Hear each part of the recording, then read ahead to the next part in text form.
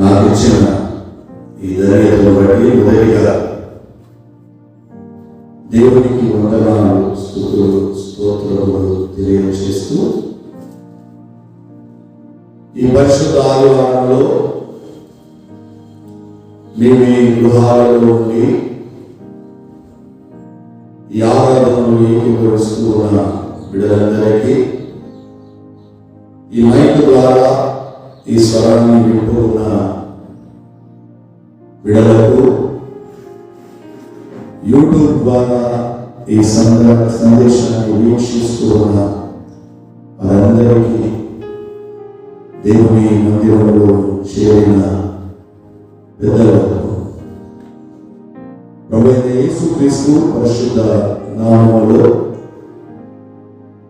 శుభములను తెలియజేస్తూ సేవకునిగా, వ్యక్తిగతంగా, నా కుటుంబ పక్షాన మీ అందరికీ వందనాలు తెలియజేస్తూ ఉన్నా. ప్రియ దేవుని బిడ్డలారా, ఈ దినాలలో మనము భయంకరమైన పరిస్థితులను మనం చూస్తూ ఉన్నాం. ప్రపంచమంతా కరోనా కాటుకు భయపడుతూ ఉన్నారు. కరోనా కాటుకు ఎంతో మంది బలి అవుతున్నారు. ఎందుకు ఇలాంటి పరిస్థితులు వస్తూ ఉన్నాయో ఒకసారి మనము జ్ఞాపకం చేసుకోగలిగితే, దేవుని వాక్యములో మనము చూడగలిగితే, కొంతైనా కొంత ప్రభు కొరకు మనం సిద్ధపరచుకోగలమని సేవకునిగా నేను ఆశిస్తూ ఉన్నా. ఒకసారి యెషయా గ్రంథం 24వ అధ్యాయం, యెషయా గ్రంథం 24వ అధ్యాయము 5-6 వచనాలు ఒకసారి మనం చూసి వాక్యంలో మనం ముందుకు వెళ్దాం. లోక నివాసులు ధర్మశాస్త్రమును అతిక్రమించి ఉన్నారు, కట్టడలను మార్చి నిత్య నిబంధనను మీరి ఉన్నారు. దాని నివాసుల చేత లోకము అపవిత్రమాయను. శాపము దేశమును నాశనము చేయుచున్నది. వారి నివాసులు శిక్షకు పాత్రులైరి. దేశ నివాసులు కాలిపోయి మనుషులు కొద్దిగానే ఉన్నారు. ఎంత భయంకరమైన పరిస్థితులు! దేశంలో ఉన్న ప్రతి మానవుడు పాపం చేస్తూ ఉన్నాడు, ప్రభువు మీద తిరుగుబాటు చేస్తూ ఉన్నాడు. మనుషులు మన ఇళ్లలోనికి వస్తూ ఉన్నప్పుడు, మీరు 10వ వచనం అనుకుంటా, అదే 24వ వచనం, మనుషులు మన ఇళ్లలోనికి వచ్చినప్పుడు తలుపులు మూయబడుతూ ఉన్నాయి. నిర్మూలము చేయబడెను, ఎవడును ప్రవేశింపకుండా. ప్రతి ఇల్లు మూయబడి ఉన్నది. ఎంత భయంకరమైన పరిస్థితులు మనం ఎదుర్కొంటున్నాం. దీనికి అంతటికీ కారణం మానవుడు చేస్తున్న అతిక్రమం, మానవుడు చేస్తున్న తిరుగుబాటు. మానవుడు దేవుని నిర్లక్ష్యం చేస్తున్నాడు. మానవుడు ఈ లోక సంబంధమైన ఆశలో పడి కొట్టుకొని పోయి ప్రభు సన్నిధిని, ప్రభువును నిర్లక్ష్యం చేస్తూ ప్రభువును విసర్జించక ఇలాంటి పరిస్థితులను మనం చూస్తూ ఉన్నాం. ఈ చదవబడిన వాక్య భాగంలో కూడా ప్రవక్త దగ్గర కొంతమంది శిష్యులు ఉన్నారు. అభ్యసించి దేవునిలో ఎదగడానికి, దేవుని పరిచర్యలో ముందుకు కొనసాగడానికి ఇదిగో ఎలీషా చెంత వారున్నారు. కానీ వారికి ఆశ పుట్టింది. ఆ దైవజనులతో అంటున్నారు, ఇదిగో మనకున్న స్థలము చాలా ఇరుకుగా ఉంది, మేము వేరొక గుడారం వేసుకుంటామన్నా.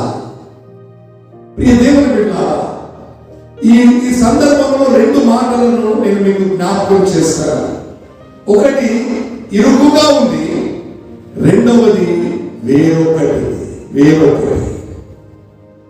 దేవుడు మనకి ఇచ్చిన దానిలో మనము తృప్తి చెందకుండా వేరొక దాని కొరకు మనము ప్రయాసపడుతూ ఉన్నాం. దేవుని సన్నిధానంలో ఉండవలసిన మానవుడు వేరొక దాని కొరకు పరుగులు తీస్తూ ఉన్నాడు. మనది ఎంత ఉన్న స్థలము, నీది ఎంత ఉన్న స్థలము ఇరుకుగా ఉంది. దేవుని వాక్యం ఏం సెలవిస్తుంది అంటే, కీర్తనల గ్రంథం 4వ సంకీర్తనలో ప్రభు ఇరుకులో విశాలతను కలగచేసేది. ఆయన ఇరుకులో విశాలతను కలగచేసే దేవుడు మన ప్రభు అయిన యేసు క్రీస్తు. ప్రభు మార్గము కూడా ఇరుకు మార్గమే. కానీ చాలా మంది ఆ ఇరుకైన మార్గంలో ప్రవేశించడానికి ఇష్టపడటం లేదు, కానీ వేరొక దానిని కోరుకుంటూ ఉన్నారు, విశాలతను కోరుకుంటూ ఉన్నారు. అందుకే ప్రభు అయిన యేసు క్రీస్తు తాను కొండ మీద ప్రసంగంలో, మేము 7వ అధ్యాయం, ఒకసారి 7వ అధ్యాయము 13వ వచనం చదువుతారండి. మత్తయి సువార్త, ఇరుకు ద్వారమున ప్రవేశించుడి, నాశనమునకు పోవు ద్వారము వెడల్పును, ఆ దారి విశాలమునై ఉన్నది, దాని ద్వారా ప్రవేశించువారు అనేకులు. ప్రియ దేవుని బిడ్డలారా, ఇదిగో మీరైతే ఇరుకు మార్గములో వెళ్ళండి. ఇరుకులో విశాలతను కలిగచేసే దేవుడను నేను. కానీ ప్రియ దేవుని బిడ్డలారా, చాలా మంది విశాలమైన మార్గంలో వెళ్ళడానికి ఇష్టపడుతున్నారు, స్వేచ్ఛ జీవితాన్ని కోరుకుంటున్నారు. దేవుని నిర్లక్ష్యం చేసి తమ ఇష్టానుసారంగా స్వేచ్ఛగా బ్రతకాలని ఈ లోక సంబంధమైన వాటి కొరకు పరుగులు తీస్తూ ఉన్నారు. అది ఎక్కడికి నడిపిస్తూ ఉందండి? చదువునండి. జీవమునకు పోవు ద్వారము ఇరుకును, ఆ దారి సంకుచితమునై ఉన్నది, దాని కనుగొను వారు కొందరే. ఇరుకు మార్గములో వెళ్ళేవారు, ఆ సంకుచితమైన మార్గములో వెళ్ళేవారు కొందరే. ఆ కొందరు జీవ మార్గములో వెళ్ళేవారు. అయితే ప్రియ దేవుని వెళ్ళాలి, విశాల మార్గములో మనము నాశనానికి నడిపిస్తుంది. దేవుని వెళ్ళాలి. అయితే ఇక్కడ ప్రవక్తల శిష్యులు, ఇదిగో మనకున్న స్థలం ఇరుకు కావాలి, వేరొకటి వేసుకున్నా, గుడారం వేసుకున్నా, వేరొక దాని కొరకు ప్రయాసపడ్డారు. ఇదిగో యోర్దాను నది యొద్దకు వెళ్ళి మ్రానులను నరుక్కొని వచ్చి ఒక గుడారం వేసుకోవాలని, ఒక విశాలమైన గుడారము వేసుకోవాలని వారు యోర్దానుకు వెళుతూ దైవజనుడైన ఎలీషాను కూడా వారు తమతో రావడానికి తనను పిలువగా తాను కూడా సమ్మతించి వారితో వెళుతున్నాడు. ఒకటి గుడ్డని పట్టుకొని మ్రాను నరుకుతూ ఉన్నాడు. మ్రాను నరుకుతూ ఉండగా గొడ్డలి ఊడి ఇక్కడ పడిపోయిందని నీళ్ళలో పడిపోయింది. ఈ సందర్భంలో కొంత మనం ఆలోచన చేస్తాం. యోర్దాను నదికి వెళ్ళాడు, మ్రాను నరుకుతూ ఉన్నాడు, గొడ్డలి చేతిలో ఉంది, ఆ మ్రాను కొడుతూ ఉన్నాడు. కొడుతూ ఉండగా గొడ్డలి ఊడి నీళ్ళలో పడింది. గొడ్డలి ఊడి నీళ్ళలో పడింది అంటే కామ చేతిలో ఉంది, అంతే కదా. జారి పడిపోవడం అంటే చేతిలో ఉన్న కామాతో సహా పడిపోవడం. ఊడిపోవడం అంటే గొడ్డలి ఊడింది, కామ చేతిలో ఉంది. ప్రియ దేవుని బిడ్డలారా, గొడ్డలి లేకుండా చేతిలో ఉన్న కర్రకు ఉపయోగం లేదు. ఆ కర్ర పొయ్యిలోకి తప్ప దేనికి పనికిరాదు. గొడ్డలి ఉన్నంతసేపు, గొడ్డలు ఆ కామాకు ఆ కర్రకు ఉన్నంతసేపు దానికి విలువ. ఆ గొడ్డలి ఎప్పుడైతే ఊడి నీళ్ళలో పడిపోయిందో ఆ కామాకు విలువ లేదు. ఆ కామ ఒక కర్రగా ఒకవేళ పొయ్యిలో పెడితే అది కాలిపోయి బూడిదైపోతుంది. అందుకే ఆ యొక్క ప్రవక్త శిష్యుడు వాడు ఆ గొడ్డలి పడిపోయిన సందర్భాన్ని ఒకసారి 5వ వచనంలో చూస్తే, ఒకడు దూలము నరుకుచు ఉన్నప్పుడు గొడ్డలి ఊడి నీటిలో పడిపోగా వాడు, అయ్యా నా ఏలినవాడా, అది ఎరువుకు తెచ్చినదని మొరపెట్టెను కనుక ఆ గొడ్డలి ఎరువుకు తెచ్చనని. ఇతరుల దగ్గర గొడ్డలి అక్కువ వచ్చాయి, అంతే కదండి. మరణ వారికి ఇచ్చేయాలి. ఒక దగ్గర మనం తెచ్చుకున్నాము అంటే మరణ తిరిగి వారికి ఇవ్వాలి. ఒక దగ్గర మనం ఎరువుకు తెచ్చుకున్నాము అంటే వారికి మరలా మనం తిరిగి ఇచ్చేయాలి. ఇవ్వకపోతే అది అన్యాయం అవుతుంది, ఇవ్వకపోతే అది తిరుగుబాటు అవుతుంది, ఇవ్వకపోతే మనం ఎవరి దగ్గరనైతే తెచ్చుకున్నామో వారిని గాయపరిచినట్టుగా ఉంటుంది, వారిని బాధ పెట్టినట్టుగా ఉంటుంది. పరిశుద్ధ గ్రంథంలో కూడా దేవాది దేవుడు సృష్టి అంతా చేసి ప్రభు అంటాడు, మన పోలిక చొప్పున మన స్వరూపమందు, మీరు ఆదికాండం 1వ అధ్యాయం 26వ వచనంలో చూస్తే మన స్వరూపమందు నరులను చేసుకుందామన్నారు. 2వ అధ్యాయం ఆదికాండం 2వ అధ్యాయం మీరు చూస్తే ఆయన నేల నుండి మట్టిని తీసి నరుని చేసి వారి నాసికా రంధ్రములో జీవవాయువుగా నరుడు జీవాత్మ అయ్యను అన్నారు. దేవాది దేవుడు మనము తన స్వరూపంలో చేసుకున్నాడు. తన స్వరూపంలో చేసుకుని తన జీవ వాయువును మనలో ఊదాడు. మనలో ఉన్న జీవము, మనలో ఉన్న ఆత్మ అది ప్రభువుది. ప్రభు దగ్గర నుండి మనం ఎరువుకు తెచ్చుకున్నాం. ప్రియ దేవుని బిడ్డలారా, జీవవాయువును ఊదగా నరుడు జీవాత్మ ఆయను అని వాక్యము సెలవిస్తుంది. మనలో ఉన్న జీవము, మనలో ఉన్న ఆత్మ అది ప్రభువుది, ప్రభువు దగ్గర నుండి వచ్చిన ఆత్మ అది. అందుకే ప్రసంగి భక్తుడు అంటాడు 12వ అధ్యాయం 7వ వచనంలో, మన్నైనది మునుపటి వలె మన్నుకు ఆత్మ ఆత్మ తాను దయచేసిన దేవుని యొక్క ఆత్మ. ఎవరు దయచేశారండి? ప్రభు దయచేశారు. ప్రభు ఇచ్చాడు మనకు. ప్రభువు దగ్గర నుండి మనం ఎరువుకు తెచ్చుకున్నాం. అది మనము ప్రభువు కొరకే సిద్ధపరచాలి. ప్రభు సన్నిధానంలో చేర్చే రీతిగా మన జీవితాలు ఉండాలి. దేవుని బిడ్డలారా, ఆ ఆత్మ మీరు యెషయా గ్రంథం 11వ అధ్యాయం 2వ వచనం చదువుతారండి. యెషయా గ్రంథం 11వ అధ్యాయం. యెహోవా ఆత్మ జ్ఞాన వివేకములకు ఆధారముకు ఆత్మ. యెహోవా ఆత్మ జ్ఞాన వివేకములకు ఆధారముకు ఆత్మ. ఆలోచన బలములకు ఆధారముకు ఆత్మ. తెలివిని యెహోవా ఎడల భయభక్తులు పుట్టించు ఆత్మ అతని మీద నిలిచెను. ఎవరి మీద? ప్రభు మీద నిలిచింది. ఆ ఆత్మ జ్ఞాన వివేకములను కలగచేయు ఆత్మ, తెలివిని బుద్ధిని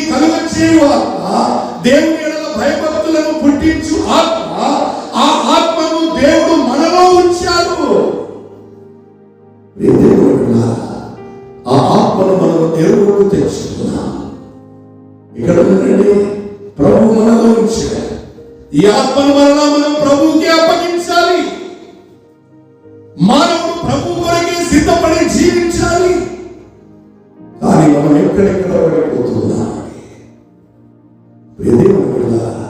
అందుకే మహాజ్ఞాని అయిన సొలొమోను సామెతల గ్రంథం 20వ అధ్యాయం 27వ వచనంలో అంటాడు, నరుని ఆత్మ యెహోవా పెట్టిన దీపము. దేవుడు మనలో దీపాన్ని ఉంచాడు, మనలో వెలుగు ఉంచాడు. మనం వెలుగుతూ ఇతరులను వెలిగించాలని ప్రభు ఇష్టపడ్డాడు. తన ఆత్మ జ్ఞానాన్ని, వివేచనను, తెలివిని, బుద్ధిని, దేవుని ఎడల భయభక్తులను పుట్టించే ఆ ఆత్మను ప్రభు మనలో ఉంచితే, ఆ దీపాన్ని మనలో ఉంచితే, ప్రియ దేవుని బిడ్డలారా, మనం ఆ ఆత్మలో ఆర్పిస్తున్నాం. ఎంత భయంకరమైంది ఆ ఎరువుకు తెచ్చుకున్న ఆత్మ. ఎక్కడ పడితే అక్కడ మనం పాడవేస్తూ ఉన్నాం, ఎక్కడ పడితే అక్కడ మనం పడవేస్తూ ఉన్నాం, ఎక్కడ పడితే అక్కడ మనం పడిపోతూ ఉన్నాం. పాపములో మనము పడి దేవునికి దూరం అయిపోతున్నాం. అందుకే అపోస్తలుడైన పౌలు అంటాడు, తెస్సలోనికీయులకు రాసిన పత్రిక 5వ అధ్యాయం 19వ వచనంలో అంటాడు, ఆత్మను ఆర్పకుడి అన్నాడు. ఆత్మ ఆడిపోతే ఏమవుతుందండి? చీకటి. ఆమెకు గొడ్డెలుంటే విలువ, ఆ గొడ్డలి మూడి నీళ్ళలో పడిపోయింది. ఆ కామాకు విలువ లేదు. ఆ కామా బూడిద కావలసిందే. మానవుని జీవితంలో దేవుడు మనకు అనుగ్రహించిన ఆత్మను మనము పారవేసుకుంటే, ఆ ఆత్మ ద్వారా మనము జీవించకపోతే మనము మరణించిన వారమే.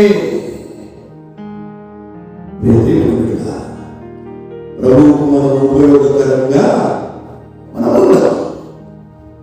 ప్రభువుకు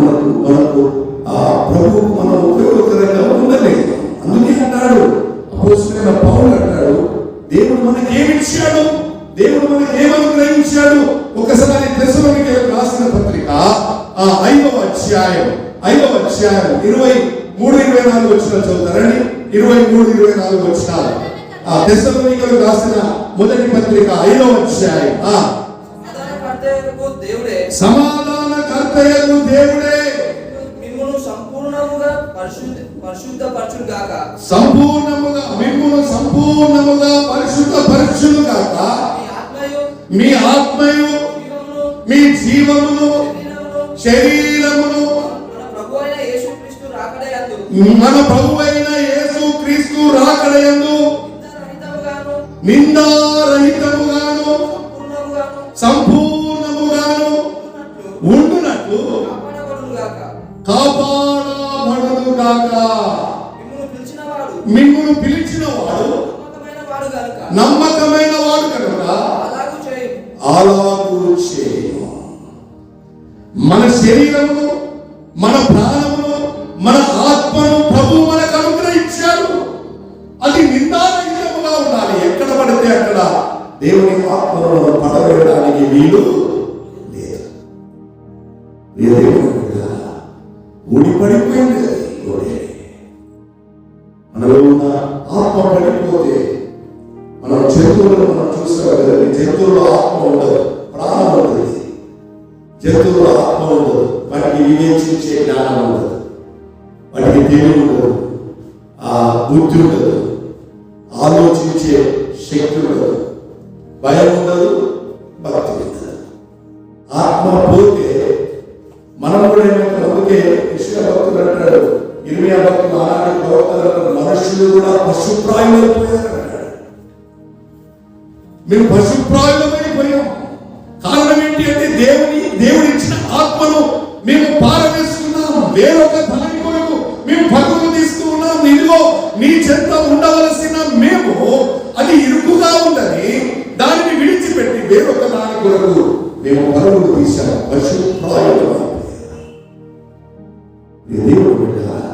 ఇది నాలో జరిగే పరిస్థితి కూడా చూస్తే మానవులు పశుప్రాయులైపోయారు. ఆలోచన విధానాన్ని కోల్పోయారు, తెలివిని కోల్పోయారు, బుద్ధిని కోల్పోయారు, దేవుని భయభక్తులను కోల్పోయారు. ఇష్టానుసారంగా మానవుడు జీవిస్తూ ఉన్నాడు. విచక్షణ లేకుండా మానవుడు ప్రవర్తిస్తూ ఉన్న సందర్భం మనం ఎన్నో చూస్తూ ఉన్నాం. క్రూరముగా మానవుడు సిద్ధం ఒక మృగము ఏ రీతిగా ఉంటుందో క్రూర మృగముగా మానవుడు మనిషి చంపే రీతిగా తెగిస్తూ ఉన్నాడు. యాసిడ్ తాడు, మెడలు కోసివేయడం, ఇంకా చెప్పాలంటే మనకు ఎన్నో ఉన్నాయి. ఈ దినాల్లో మీరందరూ టీవీని చూస్తూ ఉన్నారు, పేపర్స్ చదువుతూ ఉన్నారు, వార్తా పత్రికలను చదువుతూ ఉన్నారు. ఎంత భయంకరమైన పరిస్థితులు, ఎంత వేధింపులు. కారణం ఏంటి? మానవుని జీవితంలో విచక్షణ కోల్పోవడానికి గల కారణం ఏమిటి అంటే దేవుడిచ్చిన ఆత్మను మానవుడు ఆర్పి వేయడం వలన మానవుని జీవితంలో చీకటి ఎంత భయంకరమండి. అది నిందారహితంగా ఉండాలని ప్రభు ఇష్టపడుతుంది, సంపూర్ణంగా ఉండాలని ప్రభు ఇష్టపడుతున్నాడు. అని మానవుడు ఎక్కడ పడితే అక్కడ పడిపోతున్నాడు. దేవుడు అందుకే ఇలాంటి పరిస్థితులను మనం ఎదుర్కొంటున్నాం. అక్కడ ఆ వ్యక్తి అంటున్నాడు, ప్రవక్తలోని శిష్యుడు అంటూ ఉన్నాడు, మ్రాను తరుగుతూ ఉండగా గొడ్డలి ఊడి నీళ్ళలో పడింది. దైవజనుడా, ఇది ఎరువుకు తెచ్చుకున్నా గొడ్డలి, నీలో నాలో ఉన్న ఆత్మ అది ఎరువుకు తెచ్చుకున్నాను. దానికి నిందారహితముగా మనము కాపాడవలసిన బాధ్యత మన మీద ఉంది. ఆత్మ మనలో ఉంటే మనం ప్రభువుకి ఇష్టలుగా మనం ఉండగలుగుతాం. అందుకే అంటాడు అపోస్తలుడైన పౌలు అంటాడు, ఇదిగో కాబట్టి 8వ అధ్యాయం రోమీయులకు రాసిన పత్రిక 8వ అధ్యాయంలో, కాబట్టి ఇప్పుడు క్రీస్తు యేసునందున్న వారికి ఏ శిక్షావిధి లేదు, క్రీస్తు యేసు నందున్న ఆత్మ జీవమునిచ్చు ఆత్మ, అది మన పాప మరణముల నుండి మనల్ని విడిపిస్తుంది. ఆ క్రీస్తు యేసు నందు జీవమునిచ్చు ఆత్మ ఉంది. ఆ ఆత్మ మన పాప మరణముల నుండి మనల్ని విడిపిస్తుంది. కానీ ఆ ఆత్మను కోల్పోయిన మనం ఆ పాప మరణంలో పాపం చేత కృంగిపోతున్నా. కారణం ఏంటి అంటే మనం విచక్షణ కోల్పోతున్నా. దేవుని సన్నిధానంలో దేవుని ఆత్మను మనం తృణీకరిస్తే, దేవుని ఆత్మను మనం కోల్పోతే, దేవునికి మనం ఇష్టలుగా ఉండుట అసాధ్యమండి. ఈ పరిశుద్ధాధికారంలో ఈ భయంకరమైన పరిస్థితులు రావడానికి గల కారణం ఏంటి అంటే మనం విశాలత కోరుకుంటూ ఉన్నాం, స్వేచ్ఛ కోరుకుంటూ ఉన్నాం. దేవుని ఆజ్ఞను అనుసరించవలసిన మనం, దేవుణ్ణి సమీపించవలసిన మనం, దేవుని చెంత ప్రభువును నిత్యము ఆరాధిస్తూ ఆయనను కొనియాడుతూ కృతజ్ఞత కలిగి ఆయన కొరకు జీవించవలసిన మానవుడు ఈ లోకంలో స్వేచ్ఛను కోరుకుంటూ విశాలతను కోరుకుంటూ ఉన్నాడు. ఆ విశాలతలో మానవుడు ఎక్కడ పడితే అక్కడ దేవుని నిర్లక్ష్యం చేస్తూ, దేవుని ఆత్మను నిర్లక్ష్యం చేస్తూ ఉన్నాడు. అందుకే మనం పాపమరణంలో ఉండి ఇదిగో ఆ ఆత్మ విడిపించాలని దేవుని ఇష్టపడుతున్నాడు. అందుకే కింది వచనాలను చూస్తే ఒకసారి మీరు అదే రోమీయులకు రాసిన పత్రిక 8వ అధ్యాయం 11వ వచనం చదువుతామేనా? 11వ వచనం నుండి, మృతులలో నుండి యేసును లేపిన వాని ఆత్మ మీలో నివసించిన ఎడల మృతులలో నుండి క్రీస్తు యేసును లేపిన వాడు చావునకు లోనైన మీ శరీరములను కూడా మీలో నివసించుచున్న తన ఆత్మ ద్వారా జీవింపచేయును. మనం పాప మరణంలో ఉన్నాం, ఇదిగో మరణించిన యేసు క్రీస్తును లేపిన ఆత్మ నిన్ను నన్ను లేపడానికి ఇష్టపడుతున్నాడు. పాప మరణం చేత ఉన్న మనము జీవమిచ్చు ఆత్మ ద్వారా మనల్ని జీవింపచేయాలని ప్రభు ఇష్టపడుతున్నాడు. అయితే ప్రియ దేవుని బిడ్డలారా, ఇదిగో మనం ఎరువుకు తెచ్చుకున్న ఆత్మ మనలో ఉండకుండా మనం దాన్ని ఆపివేస్తే, దాన్ని మనం నిర్లక్ష్యం చేస్తే, ఆత్మను మనం ఎక్కడ పడితే అక్కడ మనం ఆత్మను విడిచిపెడితే మనం పాప మరణంలో ఉన్నాం. పాప మరణంలో ఉన్నాం. మనకు విలువ లేదు.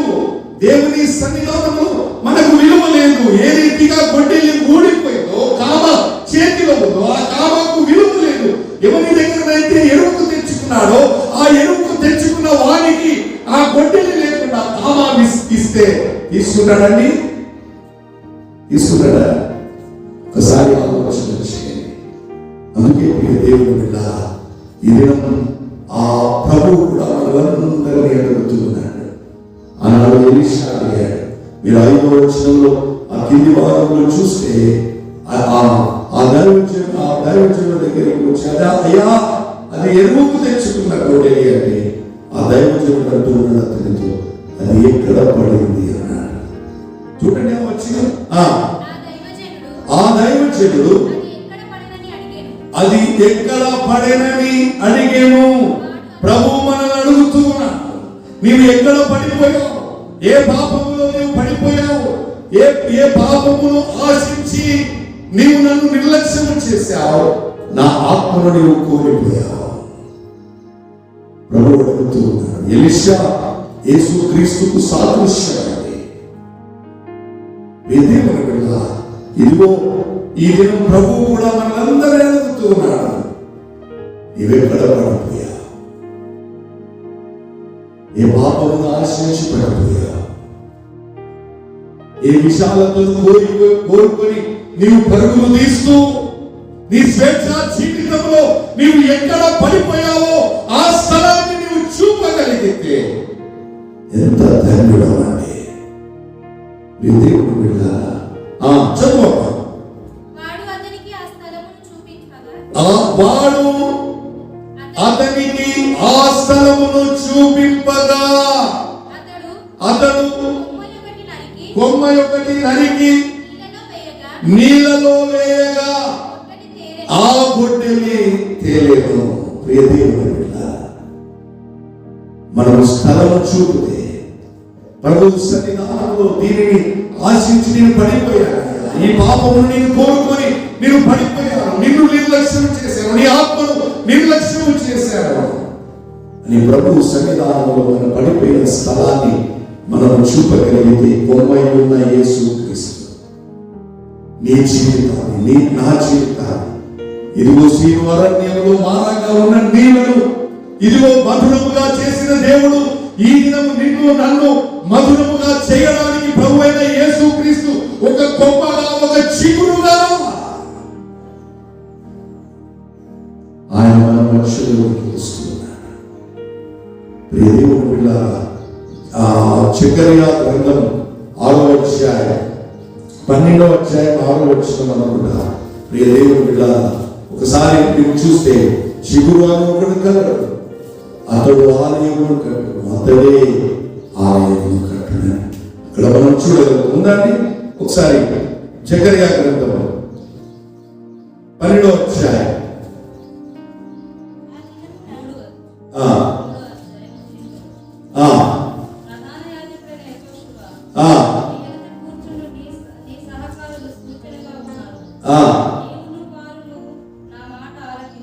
ఆలకించేను.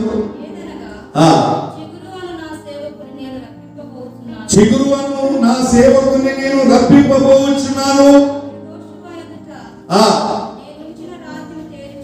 తేరి చూడుడి. చాలండి.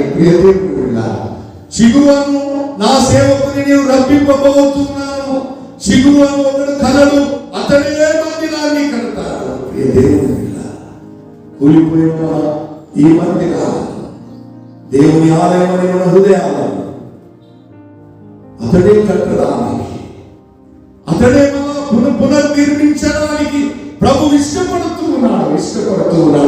అయితే మనం పడిపోయిన స్థలం ప్రభువు చూడాలని ఇష్టపడుతుంది. అది మనం చూపెట్టాలి. చదువు 6:12 అతనితో ఇట్లను సైన్యములకు అధిపతియగు యెహోవా సెలవిచ్చినది ఏమనగా, చిగురు అని ఒకడు కలడు, అతడు తన స్థలములో నుండి చిగుర్చును, అతడు యెహోవా ఆలయము కట్టును, అతడే యెహోవా ఆలయము కట్టును. దేవుడు నిన్ను నన్ను కట్టగలిగిన దేవుడు ఆ చిగురైన యేసుక్రీస్తు. పడిపోయిన స్థితిలో నుండి పాప మరణములో ఉన్న మనము విడిపించగలిగే ప్రభువు ఆ చిగురు, ఆ కొమ్మ. ఆ కొమ్మ వేయగా ఆ గొడ్డలి తేలుతుంది. మన జీవితాలు సంతోషంగా ఉండాలి అంటే మనం ప్రభు ఆత్మను కాపాడుకోగలగాలి. ఆ ఆత్మను చేసే క్రియ దేవుని బిడ్డలు మనలో ఉన్న పాపాన్ని, మనలో ఉన్న ఆత్మ చేత చంపివేయచ్చు. మీరు చూడండి, రోగిలకు రాసిన పత్రిక 8వ అధ్యాయం 13వ వచనం చదువుతారా? నేను మీరు శరీరానుసారముగా ప్రవర్తించిన ఎడల చావవలసిన వారయ్యుందురు, కానీ ఆత్మచేత శరీర క్రియలను చంపిన ఎడల జీవించెదరు. శరీరానుసారముగా నడిస్తే మనం చనిపోయిన వారమే. ఆత్మ లేకుంటే మనం చచ్చిన వారమే, పాప మరణము పొందిన వారమే. మనం అపరాధముల చేత, పాపముల చేత చచ్చిన వారముగా మనం ఉన్నాం. ఆత్మ చేత ప్రభువు మనల్ని జీవింపచేయడానికి ఇష్టపడుతుంది. ఆ ఆత్మ చేత శరీర క్రియలను చంపివేయడానికి ప్రభువు ఇష్టపడుతున్నాడు. ఆత్మ చేసే కార్యం అది. ఆ ఆత్మ చేత మన శరీర క్రియలను మనం చంపగలిగితే మనం జీవిస్తాం, మనం తేలుతాం. ప్రభువులో మనం ఉండగలుగుతాం. ప్రభు పాప మరణము పొందిన మనలను ప్రభు తిరిగి లేపడానికి ఇష్టపడుతుంది. తిరిగి తన హక్కున చేర్చుకోవడానికి ప్రభు ఇష్టపడుతున్నాడు. ఇదిగో ఆ గొడ్డిని తేలింది, తేలగా చదువుతారంటే నేను వాక్యాన్ని ముగిస్తామా. అతడు దానిని పట్టుకొనమని వానితో చెప్పగా వాడు తన చెయ్యి చాపి దానిని పట్టుకొనే. దేని కొరకు ఆరాటపడండి? విశాలత కొరకు ఆరాటపడ్డాడు. ఆ విశాలతలో ఏమీ లేదు, స్వేచ్ఛ జీవితంలో ఏమీ లేదు. ఆ స్వేచ్ఛ, ఆ విశాలత, ఆ ఈలోక సంబంధమైన ఆశలు, కోరికలు, వాటన్నిటిని బట్టి మనం దేవునికి దూరం అయిపోతాం. అందుకే ఆత్మను కోల్పోయిన మనం మరలా తిరిగి దానిని పట్టుకొనగలిగింది. ఆ ఆత్మను తిరిగి మనము సంపాదించుకొని మనలో చేర్చుకునగలిగితే పాప మరణంలో నుండి మనం జీవంలోనికి వస్తాం. ఈ పరిశుద్ధాదివారం ప్రభు మనందరితో మాట్లాడుతున్నాడు. ఆత్మ కార్యము. నేను గలతీయులకు రాసిన పత్రిక 5వ అధ్యాయం మీరు ఆత్మ ఫలమేదనగా, ఆత్మ యొక్క ఫలమేదనగా మనము 22వ వచనంలో చూస్తాం. 23, 24 ఆ వచనాలంతా కూడా ఆత్మ గురించి ఉంటుంది. మీరు చదవండి. 25వ వచనం చదువుతారండి. 25వ వచనం, మనము ఆత్మను అనుసరించి జీవించు వారమైతిమా. ఆత్మను అనుసరించి క్రమముగా నడుచుకుందాము. ఆత్మను కలిగి మనము జీవించు వారమైతిమా. ఆత్మను కలిగి మనము క్రమముగా నడుచుకుందాము. ఆత్మ మనలో ఉంటే ఏముంటుందండి చెప్పండి? విశ్వాసవంతుని. ఆ చదువు ఒకరినొకరము వివాదమునకు వివాదము. ఆత్మ మనలో ఉంటే మనకు శత్రువు ఉండడు, వివాదం ఉండదు కదండి. మనం అందరినీ ప్రేమిస్తాం. ఒకరి యందొకరము అసూయ పడకు. ఆత్మ మనలో ఉంటే మనము ఒకరి మీద అసూయ మనము చూపము. ప్రియ దేవుని బిడ్డలారా, ఆత్మ మనలో ఉంటే క్రమం ఉంటుంది. ఆత్మ మనలో ఉంటే ఇతరులను మనము ప్రేమిస్తాం. ఆత్మ మనలో ఉంటే ఇతరులను మనము అసూయ పడము, ద్వేషించము. వృధాగా అతిశయపడకయు ఉండము. ఇది ఆత్మకార్యం. మన జీవితంలో ఆత్మను కోల్పోయాము కనుక, ఆత్మను మనం పడవేసుకున్నాము కనుక, ఆత్మను మనం నిర్లక్ష్యం చేసాము కనుక మనలో ద్వేషం, మనలో అసూయ, మనలో కోపం, మనలో క్రోధం, మనలో క్రమం లేకుండా మనము జీవించగలుగుతున్నాం. అందుకే మనం ఎక్కడ పడిపోయామో ఆ స్థలాన్ని ఈ దినం ప్రభువుకు చూపుదాం. ఇదిగో గొడ్డలి ఊడి పడిపోయింది, కామ చేతిలో ఉంది. ఆ కామ గుడిలో ఉండేది. దేవుని ఆత్మ మనలో ఉండి పడకపోతే, దేవుని ఆత్మ మనలో లేకపోతే మనకు విలువ లేదండి, మనకు విలువ లేదు. అందుకే ఆ ప్రవక్తల శిష్యుడు వేదనతో అంటున్నాడు, ప్రభువాయి ఎరువుకు తెచ్చుకున్నాడు. మనము కూడా దేవుని ఆత్మను ఎరువుకు తెచ్చుకున్నాం. మరలా తిరిగి తాను దయచేసిన ఆత్మను మన ప్రభువుకు మనం అప్పగించేదిగా మనము నిందారహితంగా మనం కాపాడుకుందాం. ఇదిగో ఆ వ్యక్తి ఆ గొడ్డలి కొరకు ఎంతైతే వేదన పడ్డాడు, ఇది కోల్పోయిన ఆత్మ కొరకు మనము కూడా దేవుని సన్నిధానంలో ప్రార్థన చేస్తాం. ఇది ఆ దైవజనుడికి ఆ గొడ్డలి పడిపోయిన వ్యక్తి ఎక్కడ పడిందో స్థలాన్ని చూపినట్లుగా మనము కూడా మన జీవితంలో మనం ఎక్కడ పడిపోతూ ఉన్నామో ఇదిగో ఆ స్థలాన్ని మన ప్రభువుకు చూపుదాం. మన ప్రభువైన యేసుక్రీస్తు ఇదిగో మనము తిరిగి పాప మరణంలో నుండి లేపడానికి ఇష్టపడుతున్నాడు. ఇదిగో ఆ దైవజనుడైన ఎలీషా పడిపోయిన స్థలము చూపగా కొమ్మ ఒకటి తీసి నీళ్ళలో వేయగా గొడ్డలి తేలుతూ ఉంది. వాళ్ళు ఆ గొడ్డలిని పట్టుకున్నారు. ఎవరి దగ్గరైతే ఎరువుకు తెచ్చుకున్నారు, మరలా దాన్ని కామాకు జోడించి ఆజ్ఞ అప్పగించేశారు.